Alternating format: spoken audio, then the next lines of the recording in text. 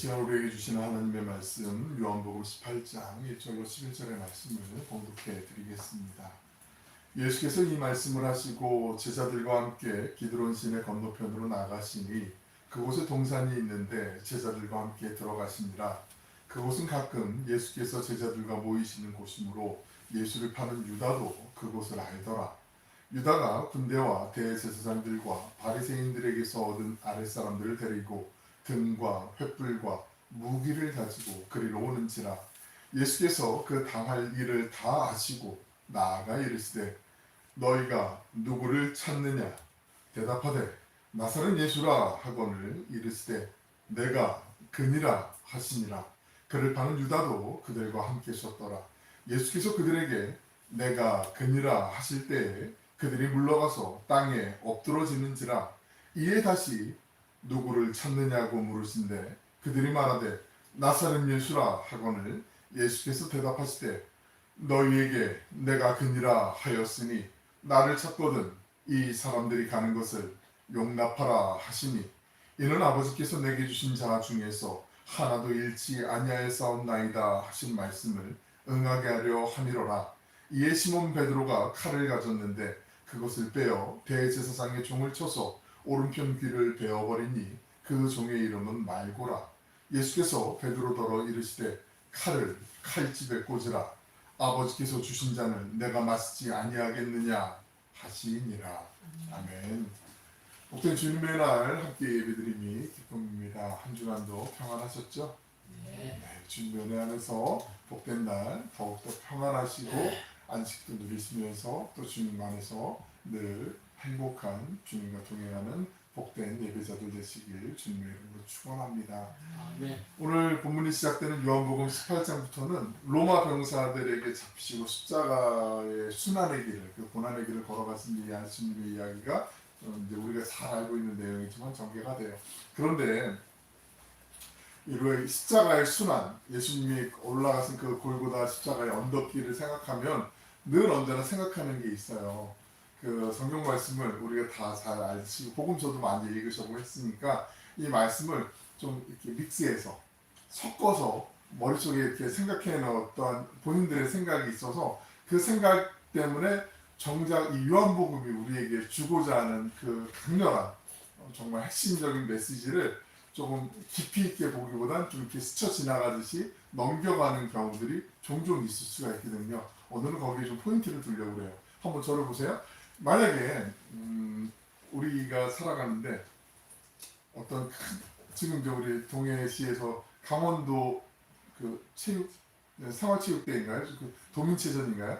축제를 하잖아요. 또 라벤더 축제도 하고 사람들이 많이 모이잖아요. 막 도민체전 한다고 10,000명 이상 뭐 오는 것 같은데 여기 동해에서만 하는 게 아니라 주변의 다른 도시에서 경기장을 분산해서 이제 한다고 그러는데 10,000명 가까이 이제 사람들, 운동선수들도 오고 스태프들도 오고 막 그러니까 숙박시설들은 정말 뭐 난리가 났죠. 빈방이 없을 정도로. 동해시에 평소에 뭐 10,000명 이상 수용할 수 있는 숙박시설들이 그렇게 많지는 않다고 그래요. 그러니까 삼척이라든지 뭐 주변의 강릉이라든지 여기서 이제 오가는 사람들도 많고 더불어서 이제 또 식당을 하시는 분들도 이제 아무래도 경기가 좀 돌아갈 테니까 여러모로 도움이 많이 되겠죠. 그런데 예루살렘, 예수님이 이 십자가에 잡히시는 사건, 우리가 그 며칠은 안 되지만 길게 지금 나누어서 시리즈로 보고 있기 때문에 이 그 명절을 잘 기억하셔야 돼요.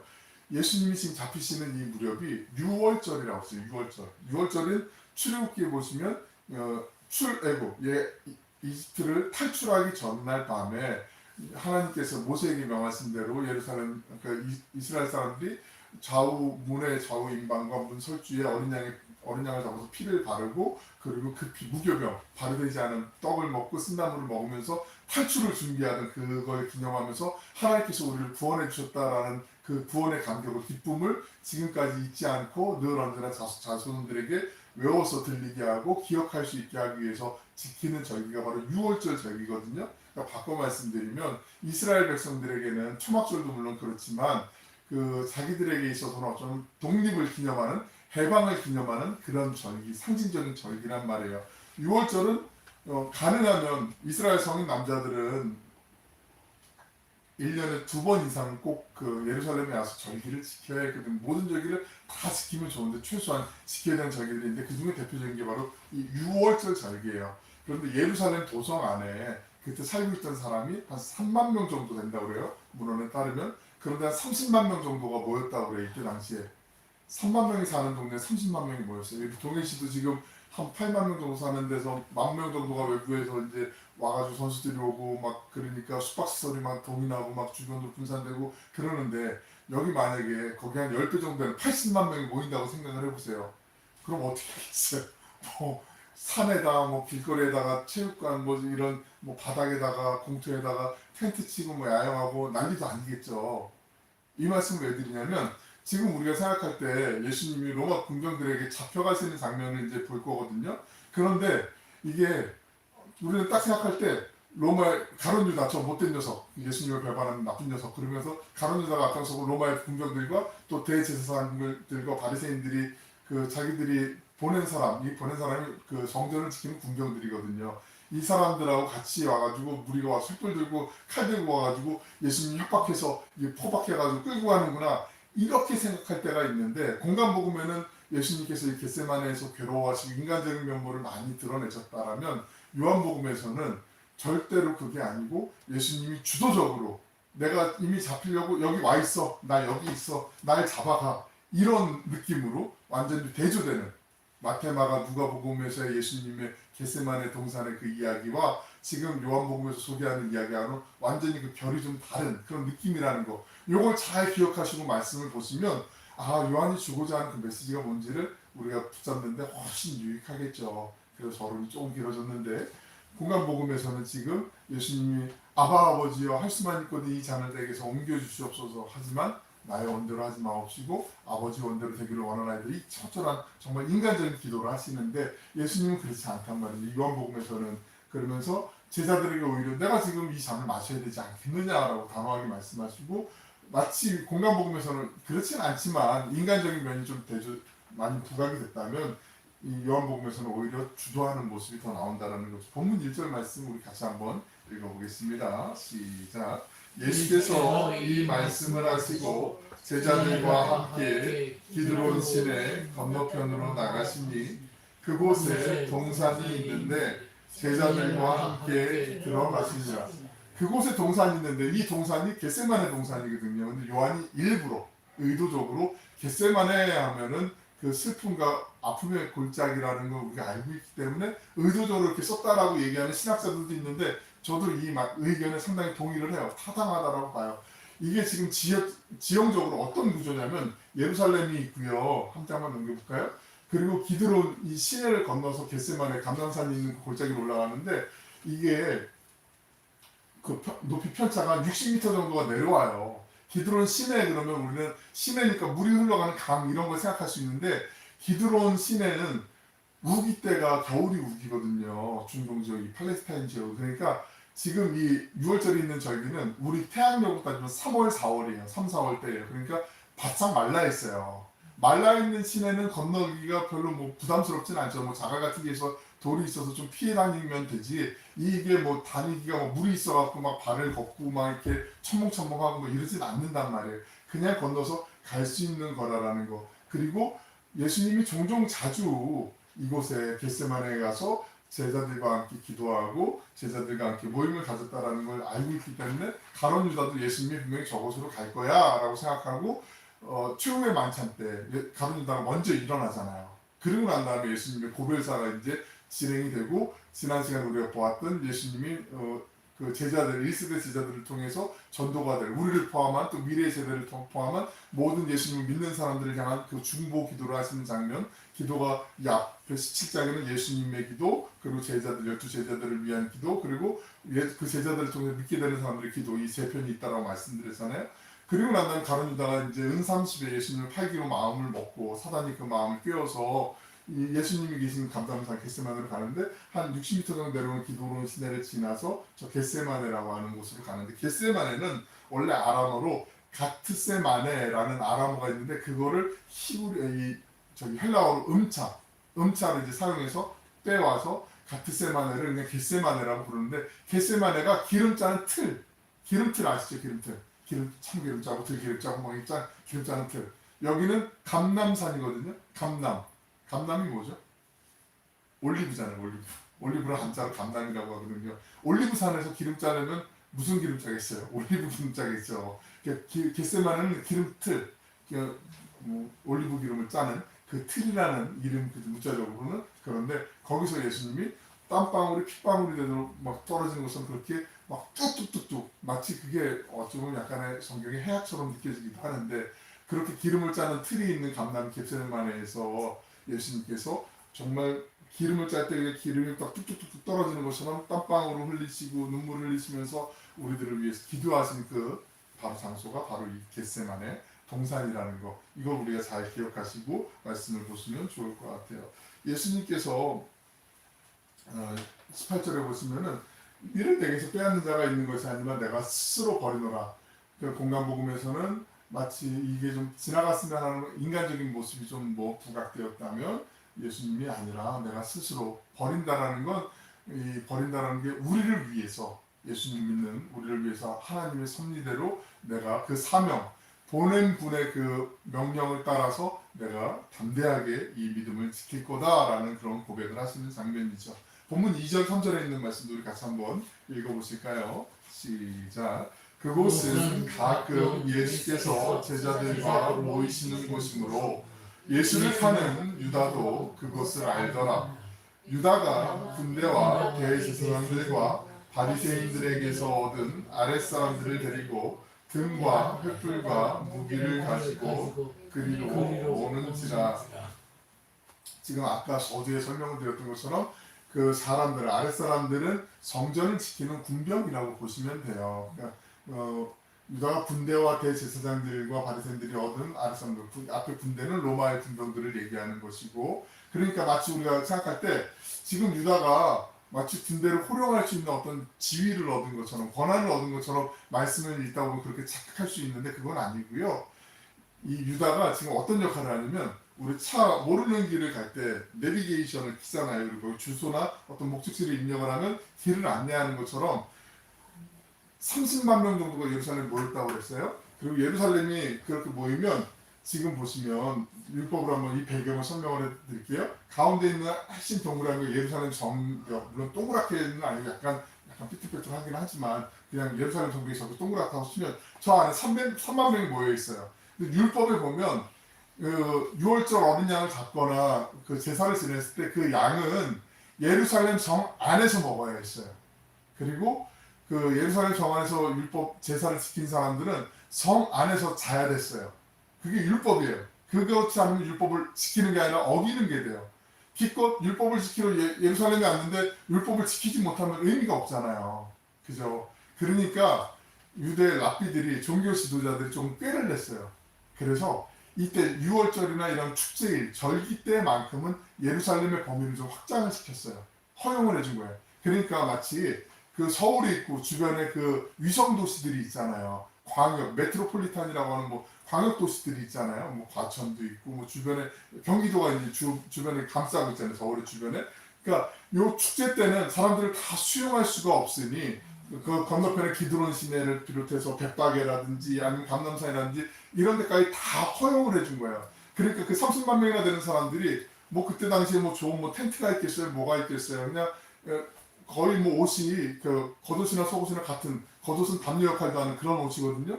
그러니까 그냥 조금 이슬을 피할 수 있는, 감남산 같은 데는 올리브 나무들이 많았잖아요. 그러니까 올리브 나무는 잎사귀가 조금 넓은 편이거든요. 그러니까 이슬이 내려도 피할 수 있고 자기 겉옷만 잘 덮고 있으면 잠자는데 그냥 편안하게는 아니어도 야영을 하기에, 노숙을 하기에 그렇게 나쁘지 않은 환경이고, 기후가 그렇게 춥지는 않으니까 그러니까 괜찮거든요. 그러니까 그렇게 사람들이 바글바글 모여있는 상황이란 말이죠. 그때 가룟 유다가 어떤 역할을 하냐면, 로마의 군사들과 정전에 지키고 있는 군병들이 가룟 유다가 앞장서서 예수님이 자주 제자들과 모였던 곳이니까 어딘지 알 거 아니에요. 인간 내비게이션 역할, 그러니까 내비게이터 역할을 해서 그렇게 가는 거죠. 왜 그랬냐면, 만약에 로마의 병사들이 지금 상황을 머릿속으로 그려보세요. 병사들이 지금 한 손에는 횃불을 들고 있고 한 손에는 칼을 들고 있어요. 그러면 한 30만 명 정도 모인 군중들이 거기 그 잠을 자려고 밤에 이제 자리 대충 잡고 이렇게 누워 있을 거란 말이죠. 제가 어릴 때 말씀 준비하면서 그 기억이 막 떠올랐는데, 제가 아주 어릴 때 초등학교 때 뭐 중학교 1, 2학년, 3학년 때까지 그랬던 것 같아요. 하늘산 기도원에 자주 가평 청평 그쪽에 예전에 기도원 그쪽에 많이 있었으니까 우리 권사님 잘 아실 테지만 하늘산 기도원도 있고 뭐 강남구식 기도원은 좀 나중에 생겼고, 근데 그 기도원 갈 때 숙소가 이미 다 매진이에요. 뭐 가면 숙소도 별로 없고 그냥 그 교회 예배당 바닥에서 잠을 대충 이제 쭈그려서 의자에서 자고 뭐 바닥에서 자다가 또 이제 집에 있으면 오살리 기도원도 그렇지만 그러고 다시 이제 예배 드리고 뭐 거의 뭐 그렇게 하는데, 조금 이제 거기서 이제 밥을 먹고 나오려고 하면 돗자리 같은 거 끌고 나왔고 옆에 냇가 있고 막 산 이런데 평지 같은 데 있으면 사람들이 워낙에 많으니까 거기 솥단지 같은 거 갖고 불 피워갖고 밥 해가지고 고추장 뭐 이런 거 싸가지고 밑반찬 갖고 거기서 밥 해가지고 같이 이제 막 밥 먹고, 아니면 옆에 이제 같이 앉았던 분들 계시면 반찬 서로 나눠서 막 밥 먹고 그랬던 기억이 저도 지금 선명해요. 되게 너무 옛날 얘기인가요?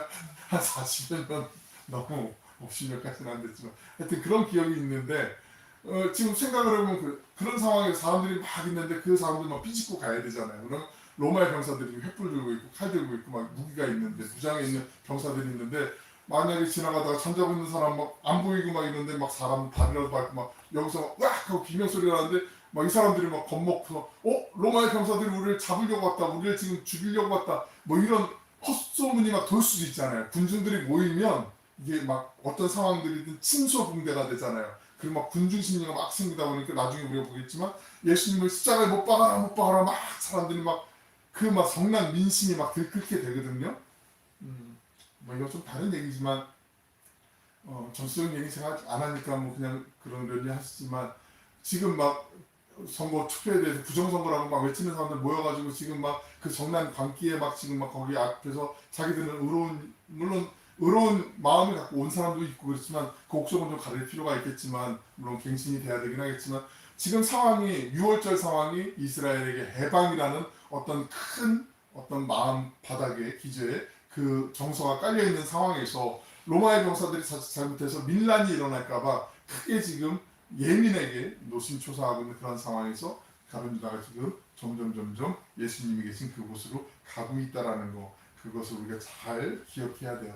물론 이 6월절 지금 예수님 이때는 아까 말씀드린 것처럼 그 3월에서 4월 그 사이쯤 된다고 말씀드렸고, 유대력으로는 니산월인데 이게 약 보름 전날쯤 돼요. 보름 날쯤 되니까 만약에 구름이 없고 하늘이 맑으면 달빛으로 이렇게 좀 앞에가 시야가 그렇게 많이 가리지는 않겠지만, 그래도 올리브산, 감람산이 있으니까 아마 잎사귀 사이사이 지나는데도 그렇게 쉽지는 않을 거예요. 그러니까 가룟 유다가 어떤 군대를 지휘하는 지휘관의 역할이 아니라 예수님 찾기에 적합한 인물이기 때문에 매수를 당한 거고, 그 역할을 했다라는 거 우리가 참고적으로 알아두실 필요가 있어요.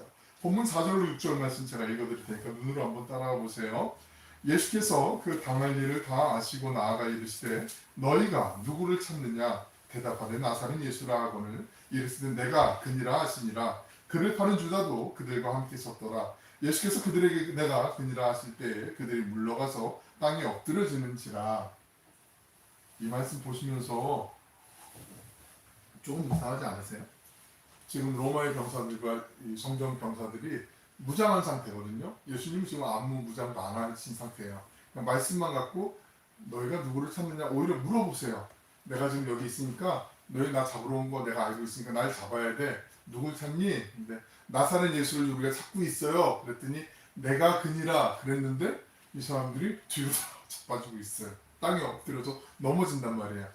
예수님이 갑자기 무슨 뭐 몸에서 이상한 기운이 나가가지고 이 사람들이 넘어졌을까요? 내가 그니라라는 단어는 제가 요한복음을 하면서 제일 많이 강조한 단어 중에 하나인데 에고 에이미라는 단어거든요. 나는 나다라는 뜻인데 한 장만 넘겨보시면 잘 넘겨주세요. 출애굽기 3장에 모세가 사그라들지 않는 떨기나무 불꽃 가운데서 하나님을 만났을 때 하나님께서 당신은 누구십니까? 나는 나다. 나는 스스로 있는 자다라고 말씀하실 때 그 에고 에이미, 이게 하나님을 표현하는 그냥 누구를 대신하는 지칭하는 대명사가 아니라 하나님 자신을 표현하는 관용구 같은 표현이라고 말씀드렸잖아요. 그러니까 이거는 일반 사람들이 쓰지 않는 말이라고 말씀드렸잖아요. 그러니까 로마의 병사들도 있고 지금 성전을 지키는 유대인들 병사들도 있단 말이죠. 유대인 병사들은 이게 하나님 당신을 얘기할 때 내가 지금 모세처럼 우리가 하나님 앞에 선 그 느낌처럼 이런 파격적인 어떤 말씀의 영향력을 받아서 넘어질 수 있다라고 쳐요. 그 성전을 지키는 병사들은 모세가 아마 이런 느낌이 아니었을까 그런 충격을 받고 예수님이 내가 바로 그 하나님이야. 너가 나사렛 예수를 찾고 있지. 내가 그 나사렛 예수이기도 하지만 내가 바로 말씀이 육신이 돼서 이 땅에 온 내가 하나님이야 라고 그렇게 너희가 지금 내 앞에 있는 너희 앞에 있는 내가 하나님이야 라고 말씀하시니까 깜짝 놀라갖고 지금 넘어진 거란 말이죠. 그러면 로마의 병사들은 지금 하나님에 대해서 잘 모르잖아요. 관심이 없잖아요. 이 사람은 다 신교 사회잖아요. 그런데 왜 알고 에임이라는 단어를 듣고 이 사람들 넘어졌을까? 왜 그랬을까? 이때 당시에 헬라의 문화에서도 그 여신 가운데 이시스라고 있었어요. 오이리스하고 이시스라는 여신이 있는데 오이리스는 남성식이고 이시스도 그때 당시에 자신의 신적인 어떤 현현, 신적인 나타남, 신적인 드러남을 얘기할 때 쓰던 표현이 에고 에임이었어요. 그러니까 로마의 병사들도 이거는 신이 자기를 얘기할 때만 쓰는 표현인데 이 사람이 신인가? 우리가 신 앞에 서 있나? 이러면 안 되는데 하면서 깜짝 놀라갖고 넘어진 거예요. 그러니까 우리가 이 말씀 볼 때 말씀하셨는데 예수님이 어린 친구들은 손에서 무슨 장풍이 나가서 넘어졌나? 이렇게 농담처럼 무스케처럼 얘기할 수 있는데 그게 아니라 정말 하나님 앞에 섰을 때 그 두려움과 그 느껴지는 어떤 엄습해지는 그 하나님의 크고 광대하신 그 앞에 깜짝 놀라갖고 뒤로 우리 흔히 나자뻗친다라는 표현하잖아요. 그렇게 지금 넘어진 거예요. 그리고 난 다음에 마치 도미노처럼 지금 쭉쭉쭉 넘어지는 그 내가 하나님이다라고 말씀하셨을 때 그런 상황이란 말이죠. 예수님께서 다시 한번 또 이제 물어보시고 다시 한번 또 질문을 하세요. 하나만 넘겨볼까요? 7절에 있는 말씀 제자들을 끝까지 보호하시기 위해서 예수님이 어떤 말씀하셨는지 7절 8절 우리 같이 한번 읽어볼게요. 시작. 이에 다시 누구를 찾느냐고 물으신데 그러지 말하되 나사렛 예수라 하거늘 예수께서 대답하시되 너희에게 내가 그니라 하였으니 나를 찾거든 이 사람들이 가는 것을 용납하라 하시니 8절이 중요한데 예수님이 지금 에고에임이 내가 그니라 라고 말씀하셨잖아요. 하나님이라고 말씀하셨는데 여기 이중적인 대답이 있어요. 다시 한번 예수님이 또 물어보세요. 누구를 찾니? 나사렛 예수님이다 얘기하니까 내가 그니라 그러면서 8절 앞에 잠깐만 한번 앞에 볼까요? 앞에 한번 8절 다시 보면 나를 찾거든 이 사람들이 가는 것을 용납하라 라고 말씀하세요. 이 사람들은 누굴 얘기하는 거죠? 예수님 곁에 있던 제자들, 무리들이죠. 만약에 예수님께서 내가 그 사람이니까 너희가 찾고 있는 나사렛 예수니까 에고에임이니까 나는 잡아가되 내 제자들은 건들면 안 돼 이렇게 말씀하실 수도 있는데 일부러 예수님께서 이 사람들은 마치 본인과는 좀 동떨어져 있는 사람들처럼 그렇게 표현을 하신 거예요. 끝까지 제자들을 보호해 주시기 위해서. 왜냐하면 아버지의 사람들을 나를 찾는 이 사람들을 가는 것을 용납하라. 예수님이 이미 말씀하신 게 있어요. 내 사람들을 당신이 끝까지 보호하시겠다라는 그 약속의 말씀을 전해주시기 위해서 그래서 이렇게 말씀하셨고 우리의 성질이 행동이 말보다 급한 우리 베드로님 베드로가 마지막 하반절에 우리 그 뒤쪽에 보면은 그 종이라고 표현되어 있는데 성전 지키고 있는 병사 중에 말고라고 하는 이름이 나와요. 말고의 귀를 잘라갖고 그래서 이제 지금 예수님을 잡으러 온 병사들 중에 한 명을 칼로 베드로가 이렇게 해했단 말이에요. 상해를 입혔단 말이에요.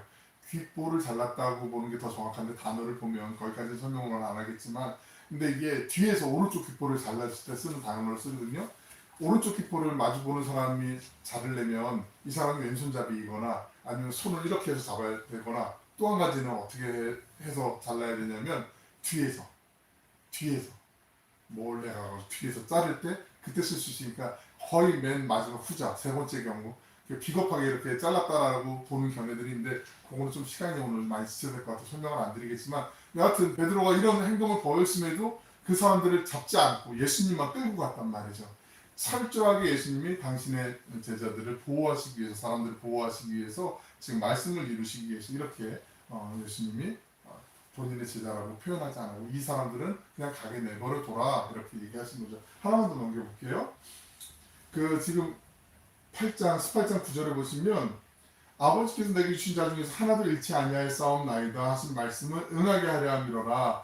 지금 예수님께서 이미 그 전에 기도하신 게 있잖아요. 내게 주신 아버지의 이름으로 그들을 보존하고 지키었나이다. 요한복음 17장 12절에서 하신 말씀을 바로 앞장에서 하셨던 그 기도를 예수님께서 지금 성취하시는 거고, 구약에서도 이미 말씀하셨던 그 말씀이 육신이 돼서 오신 예수님께서 그 말씀을 약속을 지키셨다, 이루셨다, 성취하셨다라는 것을 이 말씀을 통해서 우리에게 보여주고 계시는 거죠.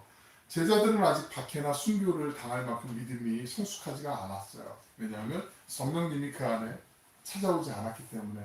오순절 마가의 다락방 사건 이후에 제자들이 이제 성령을 받게 되거든요. 하나만 넘겨볼게요. 그리고 나면 이제 폭발적으로 성령의 그 은혜 안에서 제자들이 가지 말라고 해도 목숨 걸고 내 목숨을 내가 주님이 날 위해서 십자가에 날 돌아가셨는데 내 이 목숨이 어떻게 내가 천국 가서 주님 만날 그날을 기뻐하면서 내가 주님을 위해서 힘써야지 하면서 그런 마음으로 바뀌게 되거든요. 근데 그 전까지는 주님이 보호해 주시고 그리고 제자들을 끝까지 사랑해 주시면서 나아갔다라는 거죠. 사랑하고 축복하는 여러분, 우리가 믿는 예수님은 십자가의 고난 앞에서 그냥 무기력한 희생자가 아니라 자발적이고 당당하게 주님께서 그 고난, 아버지께서 주신 고난을 마주하시고 그리고 담대히 그걸 감내하시고 나아가세요. 그러면서도 당신의 사람들, 제자들을 포함한 우리를 포함한 우리의 후대들, 또 믿음의 사람들, 주님이 다시 오실 때까지 그 예수님을 구주로 믿는 모든 사람들을 보호해 주시고 또 믿지 않는 사람들을 한 사람이라도 구원해 주시기 위해서 주님은 끝까지 그 구원의 사역을 펼쳐가실 거죠. 그리고 구약의 모든 말씀과 신약에 약속하신 그 말씀을 철저하게 성취하시고 이루시고 우리를 지켜주시는 완벽한 하나님이신 거죠. 그 주님께서 어떠한 어려운 힘겨운 순간에도 만약에 사람이라면 그렇잖아요. 내가 지금 잡혀가는데 내 목숨이 지금 위태한데 남 돌볼 겨를이 어디 있어요. 한 명이라도 더해서 여기 우리 공범도 있어요. 내가 지금 자수했으니까 내 죄를 좀 줄여주세요. 이러는 게 인지상정일 텐데 철저하게 끝까지 예수님은 이타적으로 우리를 사랑하시고 보호하시고 우리를 위해서 당신의 목숨을 기꺼이 내어주시는 그 구원의 사랑의 하나님이시라는 거죠. 그러니까 우리가 인생의 길을 걸어갈 때 한번 우리 맨 밑에 있는 노란색 두 줄 한번 같이 읽어보실까요? 시작. 어떤 인생의 담과 문제들 앞에서도 만물을 주관하시는 에고 에임이 주님의 손을 굳게 붙잡고 담대히 걸어가십시오. 오늘 말씀의 결론은 이거예요. 주님께서 우리와 함께 하시잖아요. 그 주님이 생명을 다해 목숨을 다해 우리를 사랑하시고 끝까지 지켜주시며 영원한 그 하나님의 나라에 우리의 보금자리까지 마련해 주시고 우리와 늘 동행해 주세요. 그 삶의 부비마다 그 사랑의 주님을 그 손을 꽉 잡으시고 이 한 주간도 주님 안에서 주님과 행복한 동행을 하시는 복된 삶의 예배자들 되시길 주님의 이름으로 축원합니다. 아멘. 기도하겠습니다. 사랑하고 풍성하시고 자비로우신 아버지 하나님, 십자가 고난 앞에서도 자발적으로 순환의 길을 주도하신 전능하신 주님을 찬양합니다. 위기의 순간에도 제자들을 끝까지 보호하시며 말씀을 온전히 성취하신 주님의 크신 사랑이 오늘 저희 모든 예배자들에게도 함께하여 주신 그 은혜의 사랑에 감사를 드립니다. 저희가 세상의 어떤 어둠과 힘겨움보다 능하신 주님의 전한 능력을 굳게 신뢰하며 살게 하여 주시옵소서. 날마다 주님의 손을 붙잡고 인생의 순례길을 힘차게 걸어가며 삶의 현장에서 선한 영향력을 전하는 복된 예배자들이 되게 하여 주시옵소서. 사랑이 많으신 예수님의 이름으로 기도 올리옵나이다. 아멘.